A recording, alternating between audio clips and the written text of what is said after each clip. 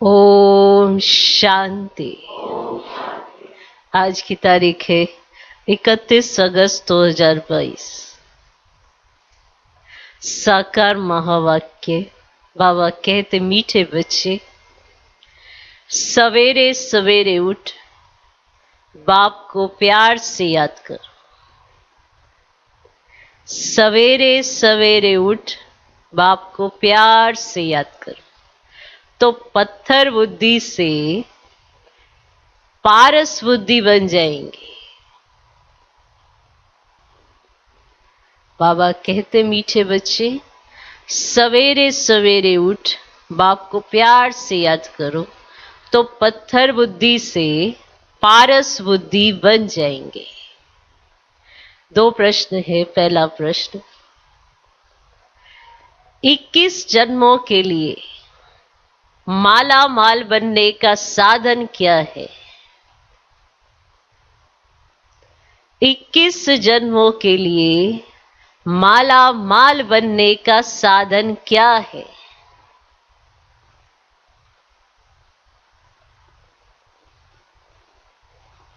उत्तर, अविनाशी ज्ञान रत्नों का दान करो। अविनाशी ज्ञान रत्नों का दान करो तो माला माल बन जाएंगे।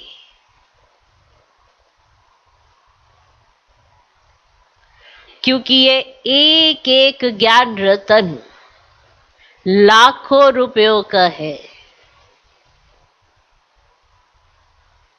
क्योंकि ये एक एक ज्ञान रतन लाखों रुपयों का है। जितना जो दान करेगा बाप की याद में रहेगा, उतना उसे खुशी का पारा चढ़ा रहेगा।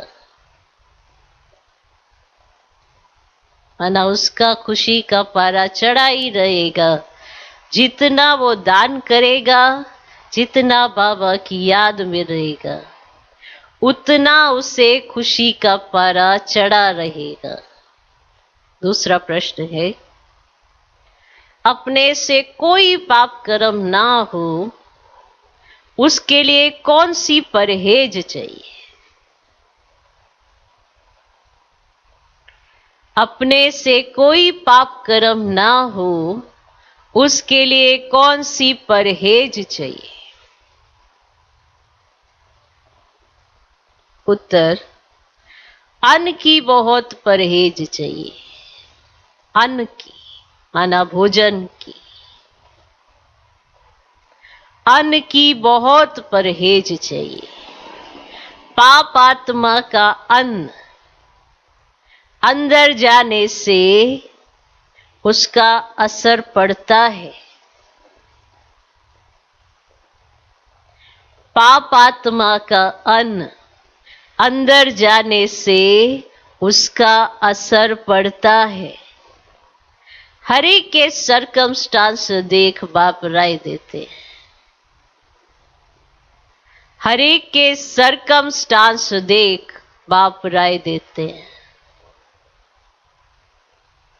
तो अपने से कोई पाप कर्म ना हो, उसके लिए कौन सी परहेज चाहिए? क्या चाहिए? परहेज चाहिए।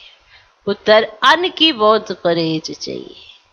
पाप आत्मा का अन्न अंदर जाने से उसका असर पड़ता है। हर एक के सरकमस्टांस देख बाप राय देते हैं। कैसे उसके सरकमस्टांस है, क्या कंडीशन है, उसके लिए बाबा फिर राय देते हैं कि तुमको ऐसे करना है। ओके। ओम शांति। कौन बैठे हैं? कौन आया? कौन बैठे हैं? कौन आया? जीव आत्माएं जानती है कि हम सब आत्माएं इस समय पतित हैं। खास भारत, आम सारी दुनिया सब पुकारते हैं पतित पावन। अब ये पतित दुनिया है। सभी आत्माएं पतित दुखी सामरी हो गई है। पतित पावन है बेहद का बाप, जिसको ज्ञान का सागर सर्व का सदगति दाता कहते हैं ना। तो बच्चे बाप के सामने बैठे हैं, बच्चों को कहां से पहचान मिली कि आप बाप के सामने बैठे हो? ये आपको पहचान कहां से मिली? पतित पावन बाप द्वारा ना। जब सतयुग था तब वहां राजा रानी तथा प्रजा सब पावन थे, सब गोल्डन एज में थे। तुम बच्चों को अब समझ है कि हम जीव की आत्माएं बैठी है। आत्मा शरीर के साथ है तो सुख अथवा दुख भोगना पड़ता है। आत्मा शरीर में नहीं है तो शरीर को कुछ पता नहीं पड़ता। आत्मा शरीर में है तो पता पड़ता है, आत्मा शरीर में नहीं है तो कुछ भी पता नहीं पड़ता। आत्मा एक शरीर से निकल जाए दूसरे शरीर से कनेक्शन जोड़ती है तो वह चैतन्य हो जाता है। शरीर जड़ है। क्या है? जड़ है। जड़ भी वृद्धि को पाता है ना। देखो जड़ भी वृद्धि को पाता है। जब एक छोटा सा शरीर होता है, देखो बच्चा कहते हैं धीरे धीरे धीरे धीरे बड़ा हो जाता है, तो ये जड़ शरीर वृद्धि को पाता है ना। जड़ भी वृद्धि को पाता है। पहले 5 तत्वों का पुतला बनता है, उसमें ऑर्गन्स आते हैं। सबको पता है ना कैसे कैसे शरीर का निर्माण होता है। उसमें ऑर्गन्स आते हैं, तब आत्मा उसमें प्रवेश करती है। समझा? पहले पुतला बनता है, फिर ऑर्गन्स तैयार होते हैं, फिर आत्मा उसमें प्रवेश करती है, फिर चैतन्य बन जाता है। जब आत्मा प्रवेश कर देती है तो फिर कैसे उसमें सांस आ जाती है, कैसे सारे ऑर्गन्स इमर्ज हो चुके होते हैं, तब आत्मा शरीर में प्रवेश करती है।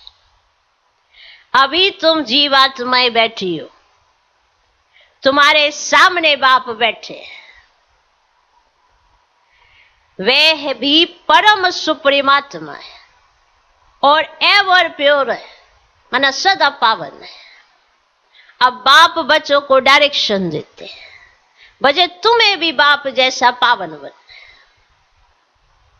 तुम आत्माएं अमर हो। तुम पहले शांति धाम में थी। तुम जानते हो हम आत्माएं शिव बाबा के पास आई हैं। अब जिसने ये साधारण शरीर धारण किया है, सिवाय परम पिता परमात्मा के और कोई हो ही नहीं सकता जो ऐसे बच्चों को बैठ डायरेक्शन दे। तो वह तो समझते हैं परमात्मा कब आता ही नहीं है। अब वह नाम रूप से न्यारा है। अब तुम बच्चे जानते हो हम फिर से 5000 वर्ष के बाद आकर मिले हैं। अब पहचाना है कि कैसे बाप हमको पावन बनाते हैं। आत्मा के पतित होने से शरीर भी पतित हुआ है। अब फिर पावन बनना है। हम आत्माएं मूल वतन में पावन थी। ऐसे ऐसे अपने से बातें करना है, विचार सागर मंथन करना है। क्या हुआ, कैसे हुआ, अभी क्या आके पहुंचे, अभी क्या करना है, ऐसे ऐसे अपने से बातें करनी है। इसको क्या कहा जाता है? विचार सागर मंथन करना है। अभी तुम आत्माओं को पहचान मिली है। हम आत्माएं निर्वाण धाम में थी, फिर सतयुग में आते हो ना सुख का पाठ बजाने। तुम हो ऑलराउंडर, इसलिए पहले पहले तुमको ज्ञान मिला है। जानते हो शिव बाबा प्रजापिता ब्रह्मा द्वारा ब्राह्मणों की रचना रचते हैं। बाबा कहते हैं तुम जीवात्माओं को शूद्र वर्ण से ब्राह्मण वर्ण में लाया है। शूद्र से अब तुम ब्राह्मण ब्रह्मा मुख वंशावली बने हो। क्यों क्यों बने? वर्षा लेने। क्यों बने? वर्षा लेने। ब्रह्मा मुख वंशावली सिर्फ संगम पर ही बनते हैं। तुम्हारे लिए ही संगम है। तुम आत्मा कहती हो हम पहले पावन थे, अब पतित बने हैं, फिर सो पावन बनते हैं। हे पतित पावन बाबा, हमको फिर से आकर पति से पावन बनाओ। ऐसे ऐसे अपने से बातें करो। अब देखो बाबा मुरली में ही समझा रहे हैं कि आपको बात कैसे करनी है, अपने साथ विचार सागर मंथन कैसे करना है। आपको किसी से पूछने की जरूरत नहीं है। बाबा की मुरली पढ़ो, उसमें सब बताया गया है कि अपने से बातें कैसे करनी है, विचार सागर मंथन कैसे करना है, सब पता पड़ जाएगा। समझा? तो अभी आत्मा को खुराक मिली है, मिली है। हम आत्माएं पावन थी तो मुक्ति धाम में रहती थी, फिर स्वर्ग में आई, इतने जन्म लिए, फिर नीचे गिरते गए, फिर गोल्डन एज में जाना है। बाबा कहते हैं मैंने 5000 वर्ष पहले भी कहा था, माँ में कम याद करो। ग्रस्त व्यवहार धंधे आदि में रहते सिर्फ अपने को आत्मा समझो। अब हमको पावन बनना है, बनना है, घर जाना है, तो पावन दुनिया का मालिक बनना है। अब हम आयरन एज से गोल्डन एज में कैसे जाए, यह चिंता लगी रहे। बाबा तो सहज युक्ति बतलाते हैं कि माँ में कम याद करो तो तुम पावन बन जाएंगे। गीता में 2 बार ये महावाक्य है कि मन मना हो। हे बच्चे, दे अभिमान छोड़ो, बाप को याद करो, और वह है अथॉरिटी। तुमको सभी शास्त्रों का सार, सृष्टि के आदि मध्य अंत का नॉलेज समझाया है। तुम जितना मुझे याद करेंगे उतना तुम्हारी आत्मा पवित्र होती जाएगी, और कोई उपाय नहीं। जितना बाबा को याद करेंगे उतना आत्मा पवित्र होगी, और कोई उपाय नहीं पवित्र होने का। ये नहीं कि गंगा स्नान करने से पवित्र हो जाएगी, और कोई उपाय नहीं। पत्थर बुद्धि को पारस बुद्धि बनना है, क्योंकि सारा खेल बुद्धि का है। कब हम क्या सोचते हैं, क्या निर्णय लेते हैं, तो वही तो निर्णय होता है ना। जैसे पारस बुद्धि हो, हर बात में क्या हुआ, पारस की तरह हर चीज को समझे। पत्थर बुद्धि माना पत्थर की तरह, कितना भी समझाओ तो समझ ही ना आए। समझा?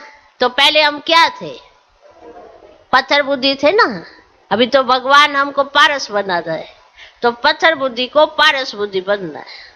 गंगा स्नान से पावन नहीं बनेंगे, अगर बनते तो यहाँ होते ही नहीं।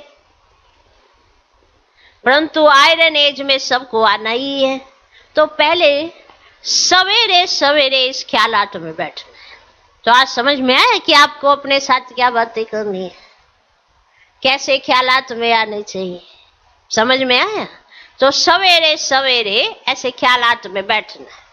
अब कहते हैं ना, राम सिमर प्रभात मोरे मन। तो आत्मा कहती है हे मेरी बुद्धि, अब आपको याद करो। कहो ऐसे अपने बुद्धि से, हे मेरी बुद्धि, बाप को याद करो। अब और कोई टाइम नहीं मिलेगा, यही समय है। सारे कल्प में सिर्फ एक ही समय मिलता है बाबा को याद करना, और किसी समय आपको नहीं कहा जाएगा बाबा को याद करो। तो हे मेरी बुद्धि, अब बाप को याद करो। बुद्धि का योग बाप से लगाना है। अब जितना जो लगाएंगे उतना पत्थर से पारस बुद्धि बनते जाएंगे। पारस बुद्धि बनाने वाला एक बाप ही है ना। कहते कल्प कल्प आकर संगम पर तुमको बनाता हूं। सेकंड की बात है ना, जैसे डॉक्टर लोग ऐसी दवाइयां देते हैं जो फोड़ा अंदर ही खत्म हो जाता है। जो फोड़ा निकलने वाला होता है ना, पता पड़ गया यहाँ फोड़ा निकलने वाला है, तो डॉक्टर लोग ऐसी दवाई देते हैं जो फोड़ा अंदर ही खत्म हो जाता है। तो बाप कहते तुमको भी मुख से कुछ नहीं कहना है, हाथ पांव से भी कुछ करना नहीं है, सिर्फ बुद्धि से याद करना है। कल पहले भी तुमने याद किया था, जिससे भी कर्म दग्ध हुए थे, ऐसे तुमको समझाया था, अब समझा रहा हूं। तो अभी तुमको बाप की याद से पारस बुद्धि बनना है। तो बाप कहते मैं तुम्हारा पतित पावन बाबा कल्प कल्प के संगम पर आता हूं श्रीमत देने। हे मेरे मीठे लाडले बच्चे, हे मेरे मीठे लाडले बच्चे। अब ये आत्मा सुनते हैं ना इन ऑर्गेन्स से। अब ये है ब्रह्मा मुख, अब गौमुख कहते हैं ना। अब गौ जानवर नहीं, तो ये गौ माता ठहरी ना। इस गौमुख से सुनाते हैं, और मंदिरों में ना फिर वह गौमुख दे दिया है, उनसे मुख से पानी बहता है ना, उसको समझते गौमुख, गंगा का जल समझते हैं। तो अभी तुम समझते हो ये ज्ञान बाप इन द्वारा देते हैं। तो ये गौ माता हुई ना, कौन? ब्रह्मा बाबा। ये गौ माता हुई ना, ये है बड़ी माँ, इनकी कोई माता नहीं। अब शिव बाबा की तो कोई माता नहीं, और ये बड़ी माँ हो गई। तो साकार मम्मा की भी ये माता हुई ना। तुम सब माताएं गौ हो। अब तुम्हारे मुख से ज्ञान वर्षा होती है, तो बाकी पानी की नदियां तो सब जगह होती हैं। वे गंगा पतित पावनी हो ही नहीं सकती। गंगा पर भी मंदिर है, और जहाँ देवता की मूर्ति है, इन देवताओं में तो ज्ञान है ही नहीं। तो ज्ञान तुमको मिलता है, जिससे तुम देवता बनते हो। तो देवताओं को ज्ञानी नहीं कहेंगे। विष्णु को अलंकार देते हैं, वास्तव में है तुम ब्राह्मणों के अलंकार। तुम बच्चों को यह स्वदर्शन चक्र फिराना है, इसमें हिंसा की तो देखो कोई बच्चे बात ही नहीं है। तो ये सब ज्ञान की बातें हैं। ज्ञान का शंख बजाना है और चक्र को याद करना है। अब यह है स्वदर्शन चक्र, उन्होंने फिर चरखा रख दिया है, समझा? उन्होंने फिर चरखा रख दिया है। कमल फूल समान पवित्र भी तुम्हें यहां बनना है। अब गदा भी ज्ञान की है, जिसे माया पर जीत पानी है। तो ये सब है तुम्हारे अलंकार, तुम्हारे है ना ये अलंकार। तुम बच्चे जानते हो ये है नरक, स्वर्ग उस तरफ पड़ा है, हम संगम पर है। एक तरफ मैला पानी और दूसरी तरफ अच्छा पानी है, उसका संगम होता है ना। ऐसे स्थान है ना, एक तरफ से मैला पानी जा रहा है, एक तरफ से अच्छा पानी, और देखो मिक्स नहीं होते हैं वो, तो उसका संगम होता है। जो जाकर देखते हैं ना वहां पे कैसे आ रही है, देखो मैला पानी है, स्वच्छ पानी ऐसे आ रहा है, देखने जाते हैं। तो ये ज्ञान सागर परम पिता परमात्मा और तुम मैली नदियां हो, तो हो रहा है ना संगम। ज्ञान सागर परम पिता परमात्मा है स्वच्छ पानी, और हम मैली ज्ञान नदियां। सुना? तो बाप बैठा आप समान पवित्र बनाते हैं। तो बाप को याद करो और स्वदर्शन चक्र फिराओ। इसमें कृपा आदि की तो देखो बच्चे कोई बात ही नहीं है। आप टीचर को कभी कहेंगे कि मास्टर जी कृपा करो, ऐसे कहेंगे मास्टर जी कृपा करो, तो हम उच्च पद पाए। तो टीचर कहेंगे पढ़ो, वो तो यही कहेंगे ना, क्या पढ़ो। तो बाप तो कहते हैं मैं तो सबको एक जैसा पढ़ा। तो तुम कहते हो पतित पावन आओ, आकर हमको पावन बनाओ।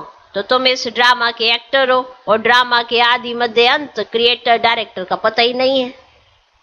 तो तुम तो पत्थर बुद्धि हो, जो तुमको डायरेक्टर एक्टर मुख्य एक्टर इन सब का पता ही नहीं है। तो कौन सी बुद्धि हुई, कौन सी बुद्धि हुई? पत्थर बुद्धि हो। तो अभी तुम बच्चे बाप को जानने से पारस बुद्धि बन जाते हो। तो बाप कहते सवेरे सिर्फ आधा पौना घंटा बैठ ये विचार सागर मंथन करो। तो पॉइंट्स तो तुमको बहुत सुनाते हैं। उन्होंने तो 18 अध्याय बैठ बनाए हैं, और भक्तिमान में फिर ड्रामा अनुसार ये शास्त्र आदि होंगे। तो अब तुम बच्चों को पुरुषार्थ करना है। अमृत वेले उठ अपने साथ बातें करनी है। क्या करनी है? बातें करनी है। अब हमको बाप को याद कर पावन बनना है, माला का दाना बनना है। तो बाबा की याद से पवित्र बनेंगे। जितना पवित्र बनते और बनाते जाएंगे उतना खुशी का पारा चढ़ता जाएगा। यह अविनाशी ज्ञान रत्नों का दान औरों को देना है। साहूकार लोग दान पुण्य करते हैं ना, तुम हो अविनाशी ज्ञान रत्नों के दानी। तो एक एक रतन लाखों की वैल्यू का है, लाखों की वैल्यू का है ना। तुम जितना पवित्र बनते हो ना, 21 जन्मों के लिए देखो बच्चे माला माल हो जाते हो। तुम जब पारस बुद्धि थे ना, तो सुख शांति संपत्ति सब थी। अभी पत्थर बुद्धि होने से ना सब खत्म हो गया है। तो अब बाप कहते हैं अपने को आत्मा निश्चय करना बच्चे, सवेरे उठने का अभ्यास डालो। कईयों को 8 दिन तक भी सवेरे उठने का अभ्यास नहीं पड़ा। बाबा क्यों कहते हैं सवेरे उठने के लिए? शांति रहती है, मन साक्षी होती है, बुद्धि एकदम जास्ती चंचल नहीं होती है। सवेरे सवेरे एकदम शीतलता रहती है, जास्ती संकल्पों के तूफान नहीं होते। उस समय यह अभ्यास डालो अपने से बातचीत करने का। कहते बाबा से तो हमें बड़ा प्यार है, पर ये सवेरे नहीं उठा जाता। तो अगर सवेरे नहीं उठेंगे तो भक्ति मार्ग के भक्त भी नहीं कहलाए जाएंगे। बताओ, ज्ञान मार्ग या भक्ति मार्ग, दोनों में जो वैल्यू है समय की, वो कौन से समय की है? अमृत वेले की वैल्यू है ना। तो समझो तो, जो कहते थे राम सिमर प्रभात मोरे मन, ऐसे कहते थे ना? नहीं कहते थे? भक्ति मार्ग के भक्त भी 4 बजे उठ जाते हैं। तो तुमको तो पहले उठना चाहिए। तुम भक्त थोड़े ही हो, तुम तो भक्त से बड़े क्या हो? बच्चे हो ना। तो भगवान क्यों कहते हैं सारे दिन में? तो देखो तुमको बहुत सारे गोरख धंधे रहते हैं, कितना झमेला रहता है, कभी किससे व्यवहार करो, कभी किससे संबंध, बहुत सारे संकल्पों के तूफान होते हैं। सुबह सुबह एकदम शांति लगी पड़ी है, उस समय तुमको अभ्यास होना चाहिए, क्योंकि ये प्रैक्टिस तुमको सारे दिन में काम देगी। कोई सोचे मैं लेट उठ जाऊं और मैं बाद में कर लूं, तब तक तो कारोबार भी शुरू हो जाते हैं ना। तब तक भक्त भी अपनी भक्ति कर चुके होते हैं, तुम तो फिर भक्त से भी नीचे हुए। तो बाबा समझाते हैं कि सवेरे सवेरे उठने का बच्चे अभ्यास डालो। समय अच्छा है। अंधियारी रात में मनुष्य घोर पाप करते हैं ना, अभी तुमको पावन बनना है। तुम 100% निर्विकारी थे, अभी आत्मा में खाद पड़ी है, वे निकलेगी ना योग भट्टी से, योग अग्नि से। तो इस ज्ञान और योग की समझाने का विनाश नहीं होता है। इस ज्ञान और योग की समझाने का विनाश नहीं होता है। थोड़ा सुनने से भी प्रजा में आ जाएंगे। बाप तो कहते हैं बच्चे पूरा वर्षा लो, कल्प पहले मुआफिक है ना। देखो पत्थर बुद्धि पारस बुद्धि, हमें बनना पारस बुद्धि है। अब देखो बुद्धि में अगर थोड़ा ज्ञान होता है ना, तो थोड़ी बात ही समझ आती है, बेहद का दृष्टिकोण नहीं आता। तो पत्थर बुद्धि होने से सहज से वो जो 5 विकार भी है ना, वो भी नहीं छूटते हैं। इसीलिए पत्थर बुद्धि से पारस बुद्धि होना बड़ा जरूरी है। तो 5 विकार ऑटोमेटिकली छूटते जाते हैं। तो बाबा इतना तो समझाते हैं, रोज मुरली में समझाते हैं क्या तुमको करना है क्या नहीं करना, बस आप उतना ही करते चलो। का सवेरे उठो, अपने से ऐसे बातें करो। तो आज का योग अभ्यास आपका इसी पे होना चाहिए। तो आपको तो रोज ऐसा मिलता है कि क्या योग करना है, कैसे ज्ञान को धारण करना है, सब कुछ मुरली के अंदर है। कुछ कहीं जास्ती जाने की जरूरत नहीं है। आप मुरली को उठाओ, मुरली को पढ़ो, चारों सब्जेक्ट इसमें है। कैसे सेवा करनी है, कैसे ज्ञान को धारण करना है, कैसी चलन होनी चाहिए, क्या धारणा करनी है, योग का क्या प्रयोग करना है, वो भी बाबा बता रहे हैं। देखो कैसे विचार सागर मंथन करना है, वो भी बाबा समझा रहे हैं। आपको तो अपनी कोई भी मेहनत नहीं है संगम पर, फिर भी आत्मा नहीं कर पाती, कारण पत्थर बुद्धि है। तो अगर हम परमात्मा का कहा मानते चलेंगे ना, तो पारस बुद्धि बनते जाएंगे और झट समझ में आएगा भगवान क्या कह रहे हैं। जब सोचो समझ में आने लगेगा, तो कैसे हमारी बुद्धि ऑटोमेटिकली और पारस बुद्धि होती जाएगी, तो पावन हो जाएंगे बहुत सहजता से। तो यही तो बाबा समझा रहे हैं।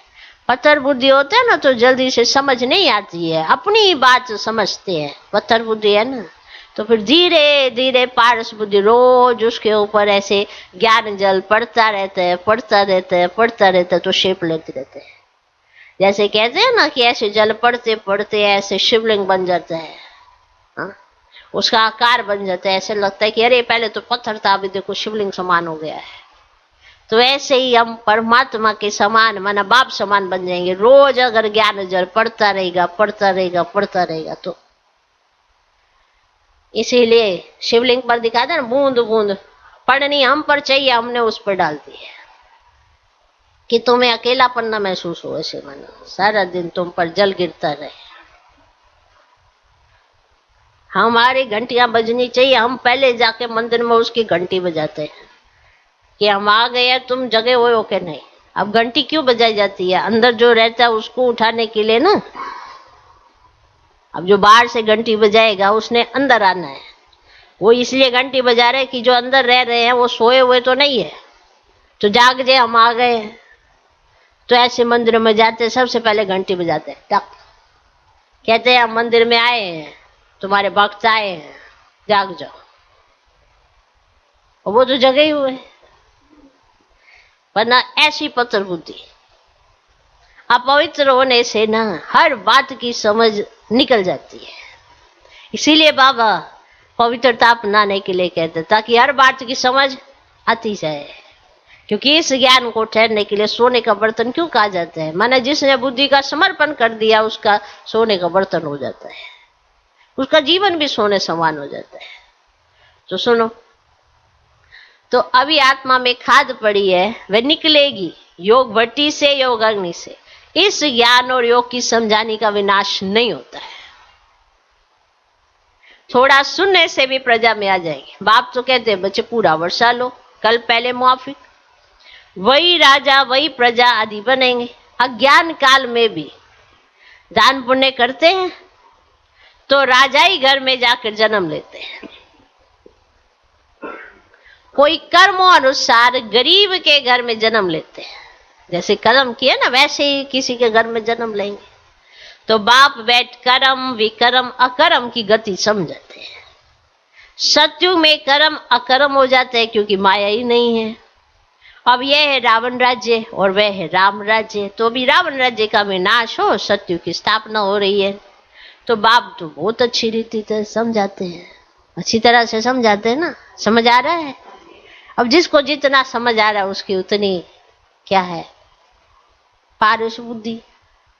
तो बाप तो बहुत अच्छी तरह से समझाते हैं। कन्याओं को अच्छी तरह से समझाना चाहिए, बंधन मुक्त है। कन्या की कमाई माता पिता नहीं खाते हैं, माँ बाप कन्या को पूजते हैं। कन्या जब विकारी बन जाती है तो सबके आगे माथा टेकना पड़ता है। बल कन्या भी देवताओं के आगे माथा टेकती है, क्योंकि जन्म तो पतित माँ बाप से लिया है ना। तो देवताएं तो है ही पावन। अभी तुम समझते हो हम स्वपावन थे ना, 84 जन्म ले फिर पतित बने हैं, उतरते आए हैं ना।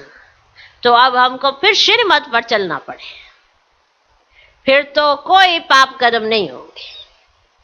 पाप आत्मा का अन्न अंदर नहीं जाएगा, पाप आत्मा का अन्न अंदर नहीं जाएगा। परहेज तो बताई जाती है ना, नहीं तो वह असर पड़ जाता है। परंतु कहां कहां सरकमस्टांस देखा जाता है। माना बाबा ने कहा ना, हर एक के सरकमस्टांस देखकर उसको राय दी जाती है। अब कई बहुत बुजुर्ग होते हैं, उठ भी नहीं सकते बिस्तर से, तो क्या कहेंगे कि अपनी रोटी खुद बनाओ।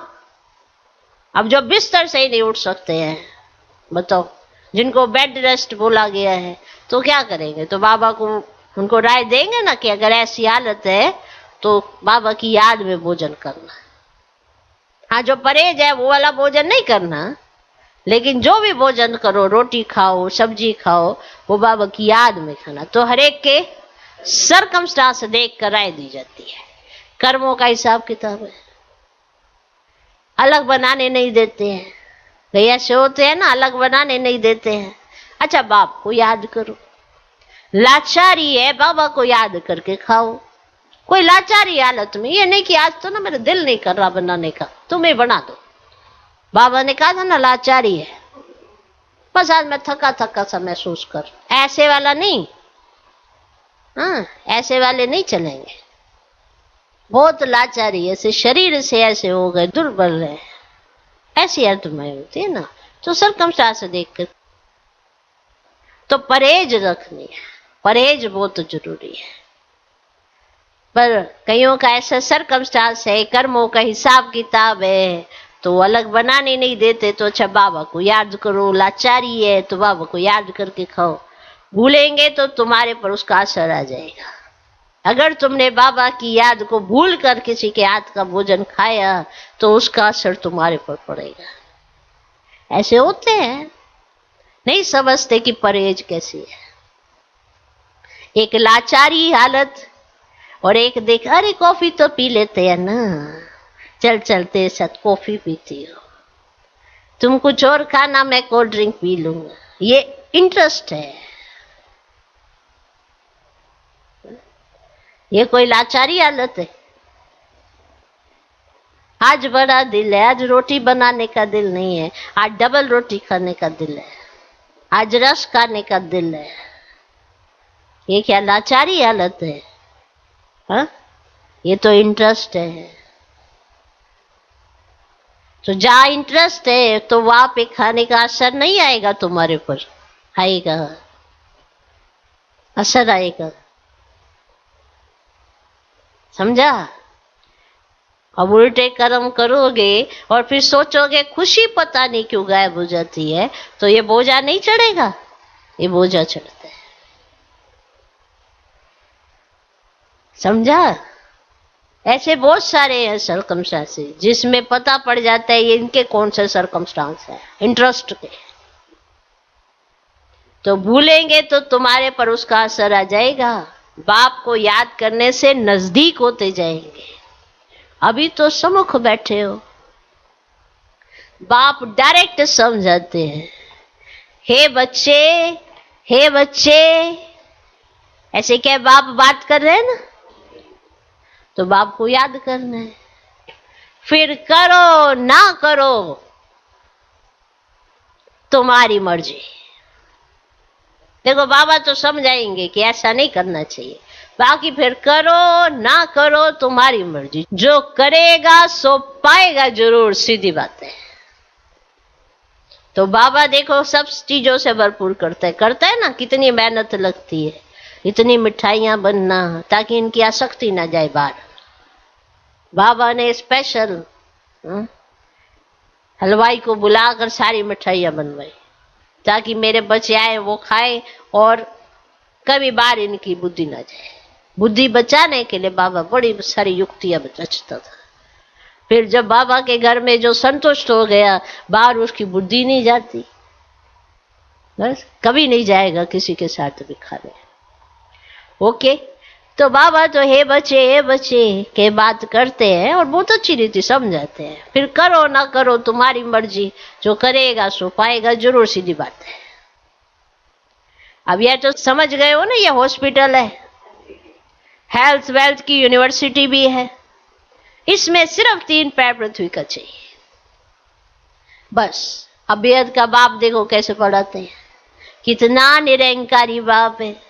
पतित शरीर पतित दुनिया में बैठ तुम बच्चों से कितनी मेहनत कर रहे हैं ना, कितनी मेहनत चल रही है।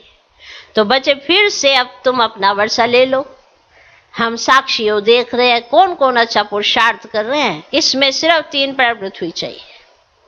अब कलकत्ते में सेंटर है, कितनों का कल्याण हो रहा है, जो आपस में मिलकर सेंटर चलाते हैं ना, उनको भी तो पद मिल जाना है। तो क्लास जितना कमरा हो जिसमें सब क्लास सुन सके बस। तो हमको तो गोल्डन एज में जाना है, तो सिवाय याद के देखो बच्चे और कोई उपाय है नहीं। तो बाप कहते बच्चे अपना और दूसरों का कल्याण करना है, तुम यह हॉस्पिटल खोलो तो तुमको यहाँ बहुतों की आशीर्वाद मिलेगी। मनुष्य कॉलेज खोलते हैं ना औरों के लिए, खुद तो नहीं पढ़ते हैं, खुद तो नहीं पढ़ते उसी कॉलेज में मैंने पढ़ना है इसलिए हॉस्पिटल कॉलेज खोल दूं, है ना, खुद तो नहीं पढ़ते हैं, तो उनको दूसरे जन्म में अच्छी विद्या मिल जाती है। बाप कहते चाहे गरीब हो चाहे साहूकार हो, 3 पैर पृथ्वी का प्रबंध जिसमें बैठ ज्ञान और योग सिखलावे, पत्थर से पारस बनावे। तो कहते हैं बहन भाई बनाते हैं, विष का वर्षा छुड़ाते हैं, फिर दुनिया कैसे चलेगी?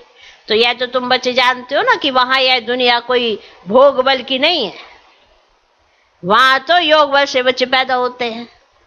अब तुम उस नए विश्व के मालिक बनते हो। देखो प्रकृति भी तो कमाल करती है ना, तो वहां तो योग बल से संतान होती है, यहाँ की प्रकृति भी तो कमाल करके कैसे कैसे फल देती है। प्रकृति का कमाल देखो, तो शरीर भी तो आपका प्रकृति से बनेगा। तो जब ये प्रकृति सत्व प्रधान, शरीर तुम्हारा सत्व प्रधान, तो संतान तुम्हारी सत्व प्रधान पैदा होगी, ऑटोमेटिकली योग बल से होगी। कईयों को यकीन नहीं होता। अरे सोचो, ये जो अभी आपके साधन मिल रहे हैं, ये भी तो पहले किसी की कल्पना ही थे, अभी तो प्रैक्टिकल हो गया है ना। तो अभी संगम पर बाबा जब आपको समझाते हैं तो सबको यकीन नहीं होता, क्योंकि तमो प्रधानता देख रहे हैं ना चारों तरफ, इसीलिए यकीन नहीं होता। तो जब सतो प्रधानता आ जाएगी तो ऑटोमेटिकली सब पता पड़ जाएगा। आत्माएं आज जो विश्वास करे भगवान पर जो विश्वास करे, तभी तो वो भगवान की दुनिया में जा सके। जिसका आज ही विश्वास नहीं है, वो उसकी दुनिया में पैर थोड़ा धरेगा। समझा? अच्छा, मीठे मीठे सिकिल दे बच्चों प्रति माता पिता बाप दादा का याद प्यार और गुड मॉर्निंग। रूहानी बाप की रूहानी बच्चों को नमस्ते। हम रूहानी बच्चों की भी रूहानी बाप को नमस्ते नमस्ते नमस्ते। Good morning good morning good morning. धारणा के लिए मुख्य सार, पहला पॉइंट, सवेरे उठने का अभ्यास डालना है। सवेरे उठने का अभ्यास डालना है। सवेरे सवेरे उठ विचार सागर मंथन जरूर करना है। सवेरे सवेरे उठ विचार सागर मंथन जरूर करना है। आधा पौना घंटा भी बैठकर अपने आप से बातें करनी है। आधा पौना घंटा भी बैठकर अपने आप से बातें करनी है। बुद्धि को ज्ञान से भरपूर करना है।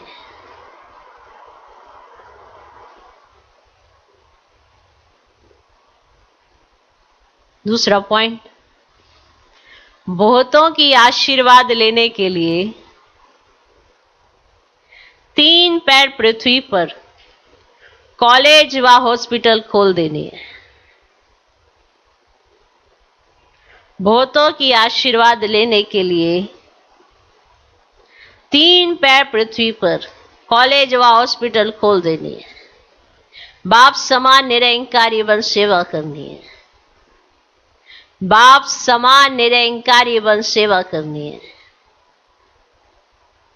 आज का वरदान, चारों ही सब्जेक्ट में हर रोज कोई ना कोई नवीनता का अनुभव करने वाले तीव्र पुरुषार्थी भव।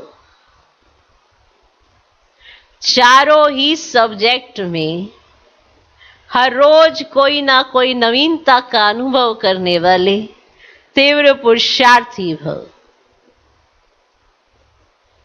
ज्ञान में नवीनता का अर्थ है समझदार बनकर चलना, अर्थात जो अपने में कमी है उसे खत्म करते जाना।